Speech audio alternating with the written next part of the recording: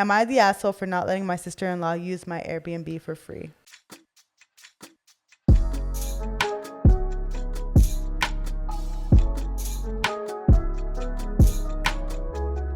Hi, everyone, and welcome to this week's episode of Don't Go Broke Trying. I am your host, Reni, and this is our Coinfessions episode. If you are new here, maybe this is your first time listening. First of all, welcome to the best podcast ever. On this podcast, we teach people how to not go broke trying to live their best life. And today, as I said, this is our Coinfessions episode. Coinfessions are coin confessions where you submit your money problems to us and we answer them. So I asked all of you to submit your money problems about Airbnb and starting an Airbnb business or short-term rental business. And you guys had quite a few questions. So that's what we're going to talk about today. I am really excited to have this conversation today. It's going to be great. Okay. But if you want to submit a coinfession for a future episode, just use the link in the description below or the show notes, and you can submit your coinfession anonymously. So it's completely anonymous. I have a lot of people respond and say, please keep this anonymous. It is already anonymous. So yeah, just so you know. And also, if you want to follow along with this Coinfessions, you can be on our Instagram page or on our Twitter at Don't Go Broke Trying and at DGBT Pod, and just follow along and tell us what you think of each Coinfession. If you have something to add, that would be very valuable. We love hearing from all of you. So in my previous episode, we were talking about how to not go broke trying to start an Airbnb business. And I have a very special guest to talk to us today. We had a great conversation. So if you're listening to this and you have not yet listened to the previous episode, I would say pause this episode, scroll back in your podcast feed, listen to that first, and then come and listen to this because it was a really good episode. And I spoke to Pelumi. Hi, Pelumi. Hi. How are you? I'm doing well. Pelumi's a real estate investor. He has an Airbnb and 2 listings, and he's doing pretty well for himself, So I'm trying. He was teaching us all about the money, how to get to the money. So and he also taught us how to not go broke trying to become an Airbnb host or start a short-term rental business. So I learned a lot from him. I think you'll learn a lot from him too. And today he's here to answer your confessions. So Palumi, do you want to just introduce yourself for us? Yeah, for sure. So again, hi, my name is Palumi. I am a real estate investor here in Canada. I've been doing Airbnb and regular property rentals for a little bit. I am also a software product manager as well as a tech career mentor. So I share all content for people who are trying to get into tech, for non-techies especially. Mm-hmm. I'm just here to share some knowledge from my own experiences within the real estate world to help you not to get broke trying. Yes, exactly. And I'm really excited again. I keep saying really excited, but I am. Okay, so are you ready to get into this coinfessions? Yeah, for sure. Okay, first coinfession. Hi, Reni. I currently have 1 Airbnb and I'm trying to open another, but I want to know what you do about the 180 days booking each year. Also, how do you open multiple Airbnbs under your name? Yeah, no, so great question. I guess to start out with, let me help people understand what the 180-day limit is for Airbnb. So number one, it is a limit that, that is put on Airbnb that you cannot rent out or, put your property listing on Airbnb for more than 180 days within a year.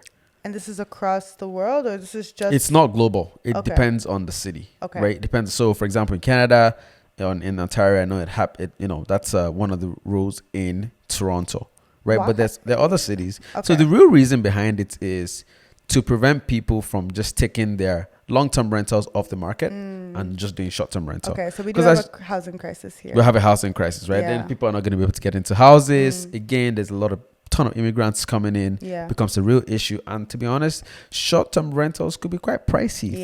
It's typically more pricey than a long-term rental for the person renting, right? Yeah. So that's really what that is. Now, first thing, it is not global. So you can look for, a different city to open another Airbnb. Number one. Number two, leverage other platforms. You can leverage Verbal or Booking.com, and there's a bunch of others that you can leverage that is not Airbnb, and you can still carry on doing your short-term rental business that way. Okay. So that's to answer the first part of that question. Okay. And their second question was, how do you open multiple Airbnbs under your name? So it's kind of a technical question, like on the app, right? Yeah. That's a good one. You have multiple listings, don't you? Yeah, I have multiple listings under the same name. I just have them list. So what I have on the app for my own particular listings is there's a. Oh, geez, I have to literally check. I don't remember anymore the naming conventions, but they have like the two completely separate listings. So it's absolutely possible. Yeah, I see it all the time. Yeah. Okay. All the time. Yeah, you can have multiple listings on Airbnb. Yeah, for sure. Okay, sounds good. I hope that answered your question. If you have follow-ups, just comment on the Instagram post or submit another question, and we'll get the answer for you. Yeah. Okay, next Coinfession.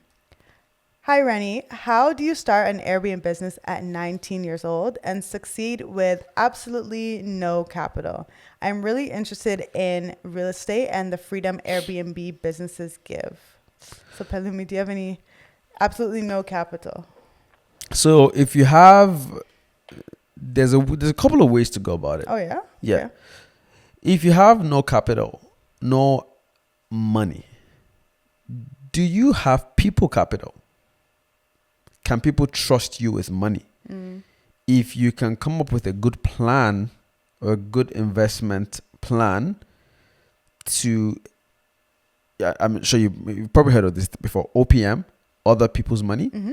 You can use other people's money to invest, and you're using your equity in it is your sweat equity, and you're getting proceeds based off of that. So in your pitch to them, you have to have a clear plan on what you're going to use their money for and what's their potential return on investment is going to be. Yeah.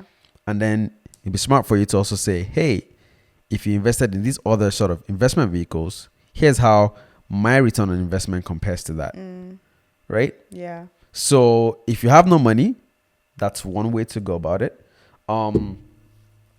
Also, if you have no money, another thing you can do to start getting some money, even if you're not, if you don't want to get other people's money to do the investment, you can start an Airbnb management little company of your own, right? So where one of the big challenges that we face in Airbnb is getting somebody to manage the property. Yeah. So that's one way that you can start. That's actually good. I didn't think of that at all. Right? Yeah. So you can do that and be managing the property for people. Yeah. Right? You give them the numbers, you handle all the marketing, postings, all of that. Manage handling the guests. That way, you start to get in. You're part of the property. Part of the property. You're part of the business without actually owning a property. Exactly. And then, exactly, right? And then you get paid based off of that. And then that way, you start building some capital. And then if you want to own your own thing in the future, or you want to do arbitrage or whatever the case may be, you can go on from there. Yeah. Okay. That's really smart. So, and for those who don't know what arbitrage is, if you didn't listen to a past episode, it's essentially when I rent out a property and then I put that property on Airbnb. And then, if the proceeds ideally are higher than what you make or what you pay in rent, and then the extra is your profit. Exactly. Minus all your expenses, of course. Yeah. Yep. Oh, that's really smart, actually. I think the property management game is really helpful, especially if you market it right. You can make a lot of good money doing that. You definitely can. Yeah. Definitely can. Okay. I like that idea. Yep. Okay. So the next Coinfession is... This is similar, but does Toronto allow Airbnb arbitrage? I haven't heard of anyone doing it here. And then there was a fourth question that said, do you need authorization from your landlord to do Airbnb?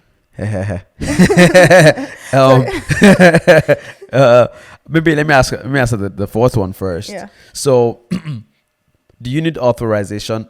Ideally, yes, but I also know people who do it without authorization. Yeah. Would I personally advise it value-wise? No. No. Based on my own values? No. Yeah. And for those, maybe we should break it down. Just again, arbitrage. Again, I own a rental property in London. If my tenants were renting it out or were putting that property on Airbnb and making money from it, that would be what arbitrage is. Exactly. Would I be comfortable with it?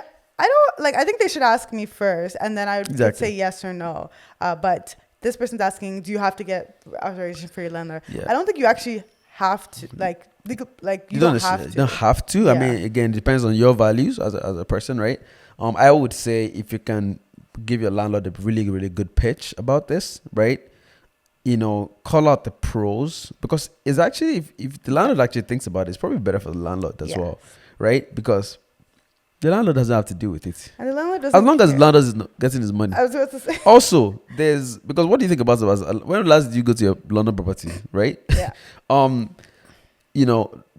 Calgary property, the long-term rental one, I've only ever been there once. I've never even been inside the house. Right? Like, all I care about is give me my money. Yeah. So if you make a really good pitch to your landlord, telling them, hey, aside just getting your money, you don't have to worry about maintenance. Or if there's a property damage. I deal with all of that. Also, if the property is damaged, right, I deal with all of that. Also, it's also the fact that the chances of your property getting damaged is less. So there are probably more pros than cons for the landlord. Yeah, actually though. Yeah. So it is allowed, it's legal, but is it morally sound? That's up to you and your morals. Exactly. I think the first question was, is it allowed in Airbnb? So I quickly Googled, is it allowed in Toronto? Sorry. I quickly Googled it. Apparently it is perfectly legal in Toronto. So you good, I guess. It's legal, yeah. I actually saw this article on airbtic.com, and it says that it's perfectly legal. It's a proven scalable business model. Yeah, it is. This person owns 42 listings in Toronto, does not own most of the properties. She made $1,737 in the past 12 months. Yeah. So, it's perfectly legal. But of course, Toronto Airbnbs have very strict rules compared to a lot of other places. So I would just make sure it makes sense in Toronto. Like I think on the Toronto site, we saw that you can, it's okay. I'm reading from the Airbnb Toronto website. It says, if you host your entire home, local laws in Toronto require that you only host guests in your place for a maximum of 180 calendar nights per year. Exactly. You can rent up to 3 bedrooms in a unit for an unlimited number of nights per year. So again, if you're only renting a 1 bedroom, and you can only do it 180 nights per year legally. So make sure that makes sense. Like if you're, okay, that makes sense. Okay. Thank you for answering that. For sure. Next Coinfession. This one is from Reddit, and this one is from r/am I the asshole. Okay.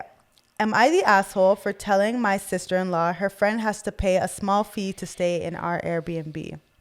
This may get convoluted. We have an Airbnb that the whole family has chipped in to run. The money we make goes towards mortgage, bills, and anything on top goes to my elderly mother-in-law. When it's unoccupied, the house just sits and eats money, especially now with the cost of living crisis. Not ideal. Just so happens that my little brother needed a place to stay for 3 weeks while he was arranging paperwork to move to another country. He paid quite a low friends and family fee, essentially just for our bills. Now my best friend is in a similar position. I took it to our family chat and we all worked out a similar deal for her, since she's the godmother to my children and like a sister to me. She is very grateful. All happy so far, since the bulk of our bookings are happening later in the year, and this way we're not losing out as much as we would have if the house just sat there empty, as you mentioned in the previous episode. The problem occurred when my youngest sister-in-law asked if her friend can crash for one night while my friend is there. I asked my friend, and she has no issues since she's so grateful we got her such a great deal. This is not the issue. The issue is the crashing. We're trying to run it as a business, so we don't let people just crash. They pay a small amount, keep an eye on the house, sign for big deliveries, and leave us rave reviews, etc. And it's always someone the family either knows very closely or is in fact family. So we asked my sister-in-law to make a calculation of how much the house costs to run for one day and pay us that fee. She got upset. She said she regretted even asking and that her friend is broke. Sister-in-law is currently living in a flat with a spare bedroom, so we asked if friend is so close she is not willing to ask for money, why can't the friend stay? And she is not willing to ask the friend for money, why can't she just stay with her? But she removed herself from the chat. Everyone's upset, no one wants to fight, and we all worked very hard and contributed either financially or with labor to get this Airbnb up and running. I repeat, none of us see any money from it. It all goes to my elderly mother-in-law, my sister-in-law's mother. So are we the asshole to ask for a fee to have her friend spend the night at our Airbnb that she helped get off the ground off the ground to run. Oh, that was a lot. I'm struggling to speak today. So what do you think? This one is It's a long question. Yeah. Let me get it right. So the sister-in-law in question also helped to build up the Airbnb, and they asked her to pay some money. Not her, but her friend wants to stay there. Yeah. Please, you're not the asshole. Like I don't, especially if you're running that as a business. Like, no, I don't think you're the asshole at all. At all. No. Yeah, I agree with you. I think that it's when you're running something as a business, it needs to be a business. It needs to be a business. As you mentioned in the last episode, you run it with a friend, and now you guys are business partners. But just because they want someone to stay there does not mean they can. Doesn't mean they're going to be free. No. The best you can do is friends and family. Friends and family kind of rates, right? Discounts. But aside that, pay something. Yeah, they have to. It's a business. Pay something. Yeah, and I think this is where it comes into like when you're doing a business with other people, you guys need very strict rules and regulations about what goes and what does not go. Because if this was all written down on paper, what's she gonna argue with it? Now she's leaving the group chat. You guys are fighting over this. Nah, this should have been something. And also, they said they're going through a rough time where there's no one in the house. Exactly, right. So, like, I think that sister-in-law should be understanding. Yeah. Again, don't know the full story, but based off of what we have, I think that person should be understanding of it. Yeah, and also the sister-in-law has a house she has an extra bedroom. So if you don't want to pay if she doesn't want to pay, she could stay in your bedroom. Yeah. Right? The math's not math thing. Yeah, it's not. Okay. Let's read a few comments. Not the asshole. For this situation, I guess she sees it as she contributed towards the cost or that it's already paid for, so her friend is exempt. You are... Okay, I'm not going to read that part. That was... Yeah. And that's... Yeah, okay. I don't want to read that part. Too much swearing in that. Okay, next one. Not the asshole for this situation. However, if this is a house in a neighborhood where others are affected, your family are massive assholes. Airbnbs make for shitty neighbors. Ask me how I know how. Ooh, these are all the comments. They're all saying like, down with Airbnb. Yeah, okay, I'm not going to read the rest, but yeah, they're all basically saying you are not the asshole, but your family's an asshole for having an Airbnb. And this is actually a controversial thing because I know a lot of people have thoughts about owning Airbnbs, right? They're like, oh, it's bad. Like, I get what they're saying. Yeah, that is bad because people are not getting places to rent and blah, blah, blah, but...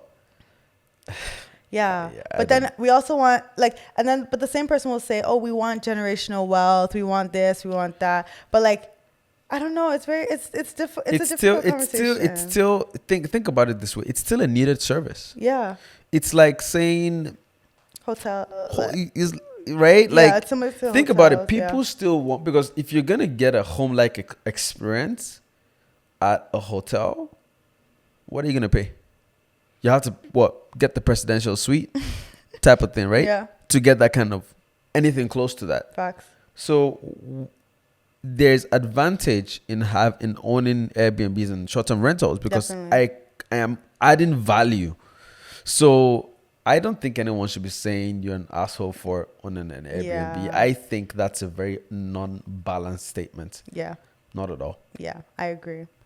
I know we might get some controversial responses. I'm cool with it, but I'm let me know what you think, everybody. Yeah, if you're ready to have a balanced conversation, please. Yeah, holla at us. Yeah. Okay, next one. Am I the asshole for not wanting to fully pay my Airbnb host for damages to the property? It was the first time my friends and I were renting a house. We accidentally broke 4 things. The biggest offender being a swing net made out of fabric that already had a small hole when we arrived. It was ripped open on its first use, making it obvious it was of terrible quality and wasn't worth the amount she was charging us. I still don't know if it was allowed to happen inside the app jurisdiction, but I had to talk to 4 people before even getting into the house. The person who opened it up for me was a friend of a friend. For clarity's sake, the host is the brother of the property owner, and neither him or her live in the same state as us. It was a very old building with the renovation still incomplete and some safety hazards such as loose glass on the windows and an incomplete wall surrounding the property, as well as not listed small inconveniences such as blinking lights, lack of proper pots and pans, rusted kitchen equipment, a taped together fridge, over 6 walls that were scribbled with kids' crayon, etc., etc. You get the picture. The house was found by filtering with 10 guests in mind, but after talking to the host, it was revealed that we needed to bring our own mattresses for every guest over 7 or sleep on the swinging net outside the unwalled property. We knew that before a reservation, and we committed to bringing them thinking this would be our only inconvenience. Just like the mattresses, all the other irregularities we were kind of warned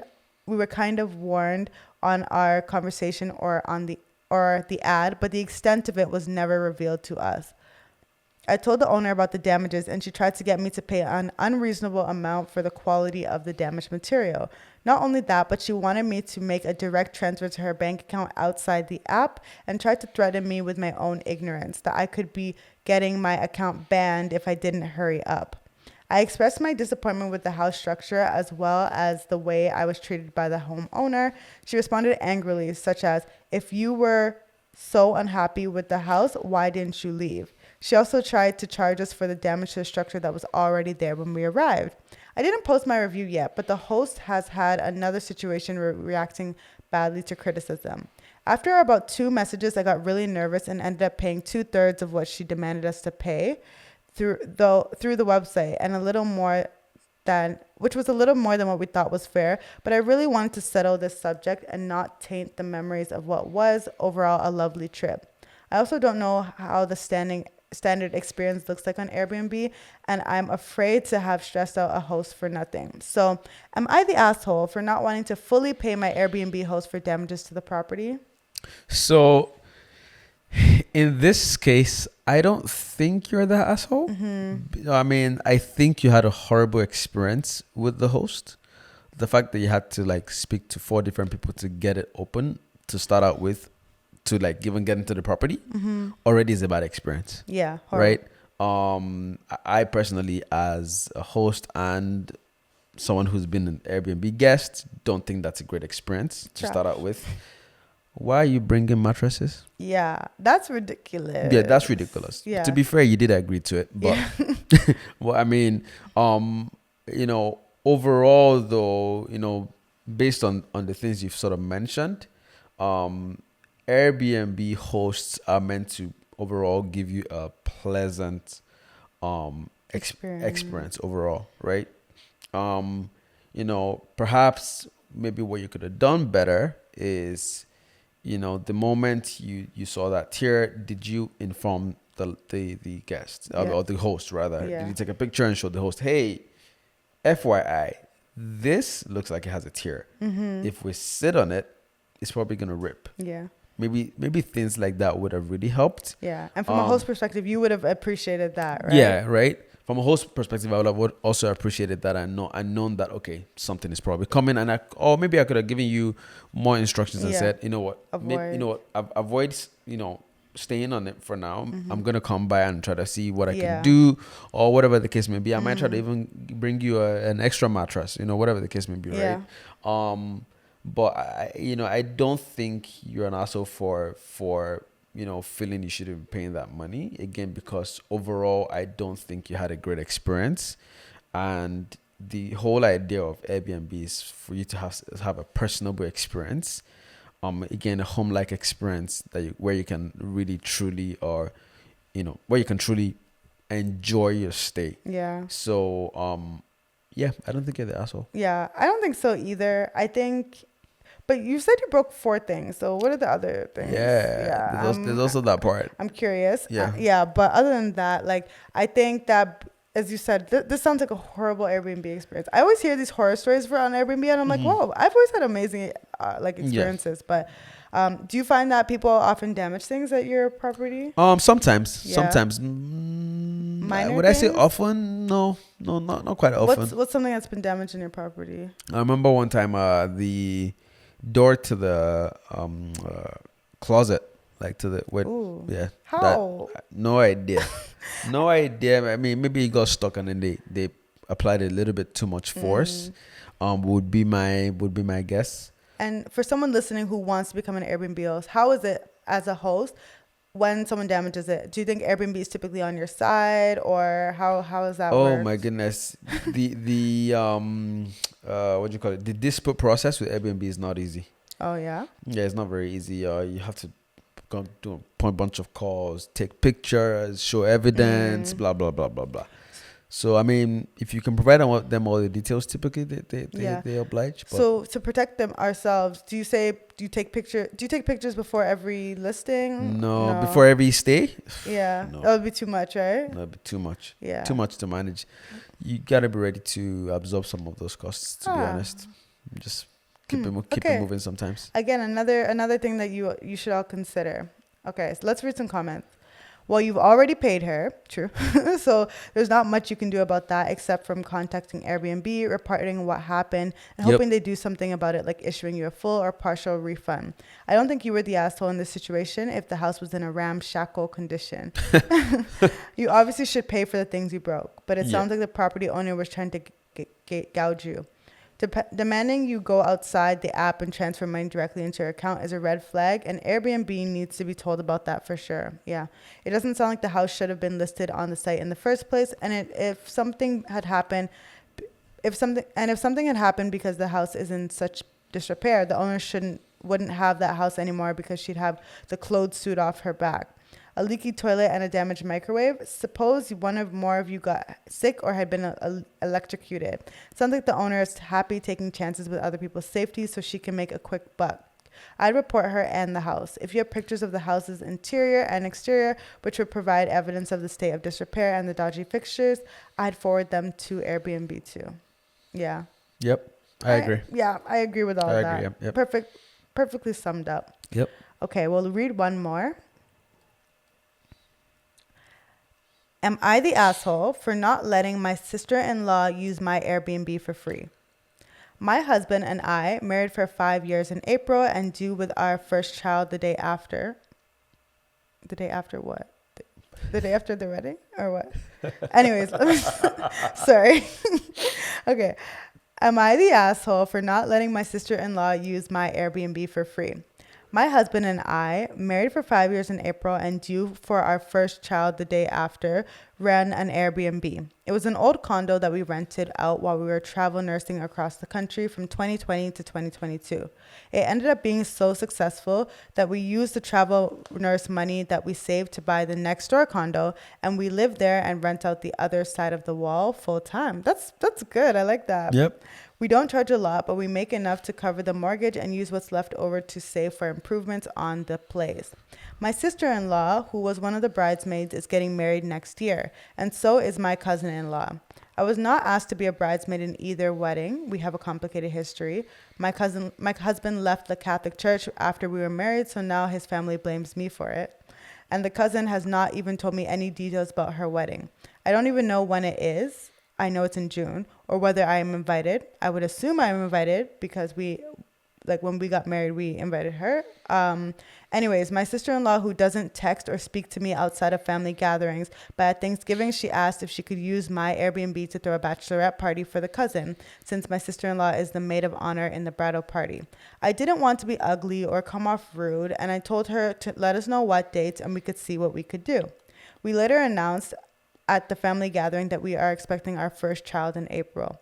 My sister-in-law texted days later saying the only time that's available for her and my cousin-in-law and her bridesmaids is Memorial Day weekend, a month after my first child is born, and she only wants Saturday night.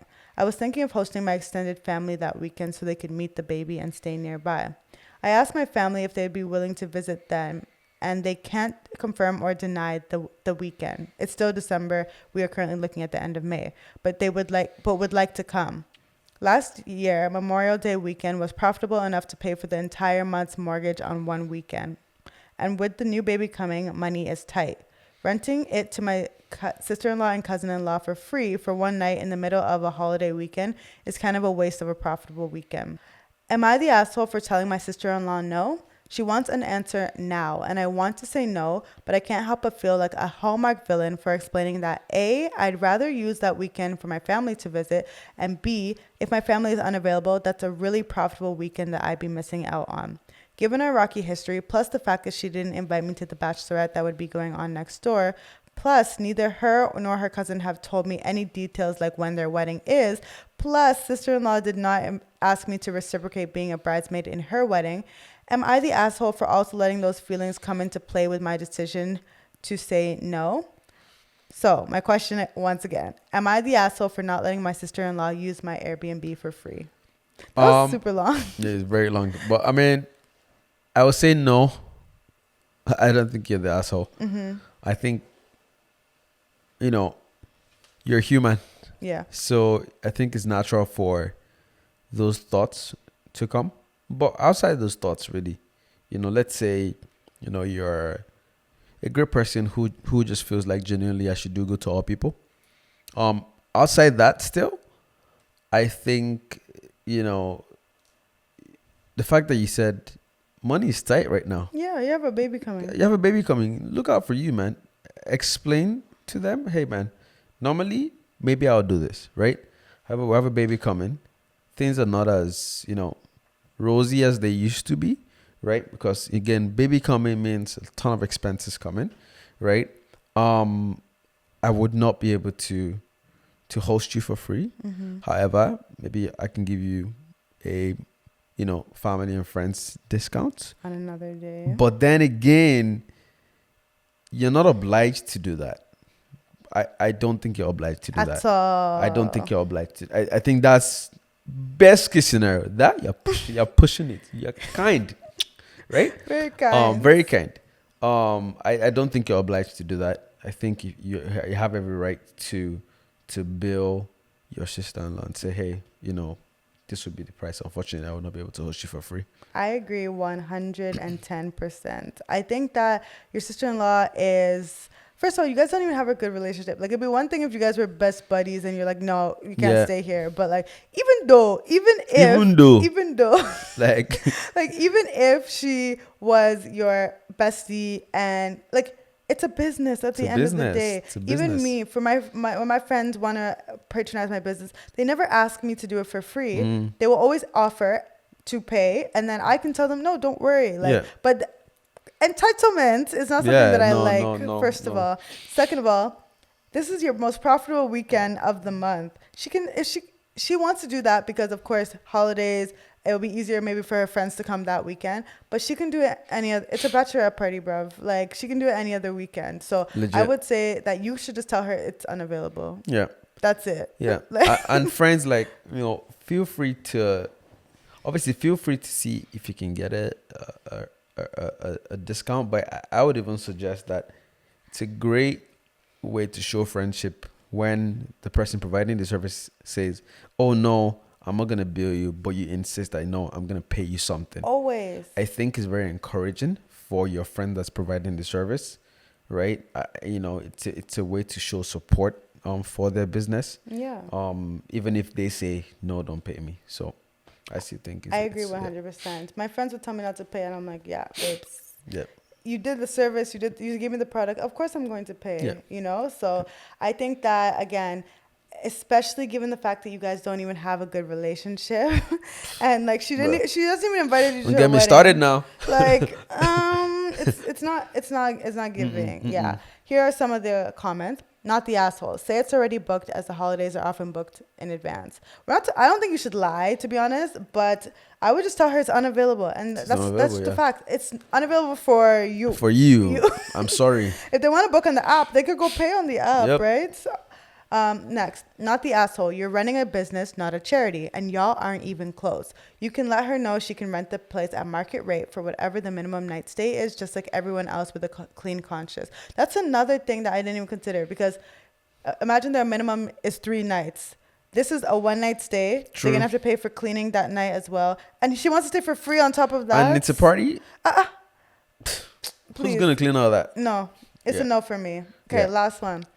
Not the asshole. She has nothing to say to you until she wants to take over your income producing property on one of the busiest weekends of the year. That's pretty self-centered, and you're perfectly within your rights to tell her no. She wants to take a day right out of the middle of a weekend, which means you can't rent it at all. Yeah, because most people will be staying for the whole weekend, right? Yep. And that's just selfish. It has nothing to do with who was invited to weddings and who asked to be in a party of the wedding party. She's just looking for a free ride for her party. Yep. She isn't entitled to any answer beyond no, Nope. I'm not available. Yep. Period. I would agree. Said perfectly. Yep. Yeah. I would agree. I think I liked some of these dilemmas. I think they were interesting and interesting to know what you may face if you decide to become an Airbnb host. Yep. Remember to listen to the previous episode because we did go in depth about actually becoming an Airbnb host and Pelumi's experience becoming one. Yep. Well, thank you, Pelumi, for coming. Thank you. Thanks for answering all the questions. Thank you. You give really insightful answers. I hope so. I'm grateful. Do you want to tell people where they can find you? Yeah, absolutely. Again, my Airbnb page is called Mikasa Victoria. It's going to be somewhere on this video as well within the description below. My personal page where I share a lot of content around helping people get into the tech space, especially for non-techies, is pelumi.ogedengbe. I also have a drum channel if you're interested in music. I also play the drums at my local church and for different bands and things like that. There is another page called Pelumi_Onilu. Feel free to reach out to me. I want to be helpful to you. I want to help with whatever information I have. And if I don't have it, hopefully I can point you to who does.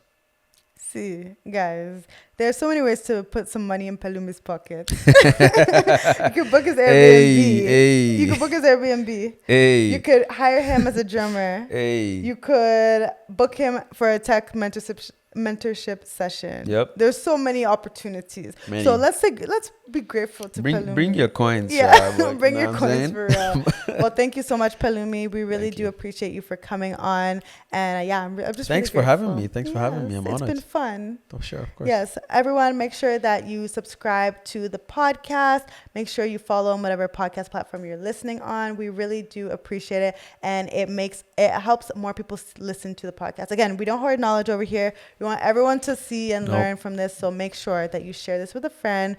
Make sure that you are following this podcast because the algorithm realizes that you like it. Then they're like, oh, if you like it, more people may like it. Exactly. And also leave a review, okay? Please. Like, if you like this episode, I would really appreciate if you leave a review on either Spotify, Google Podcasts, or Apple Podcasts.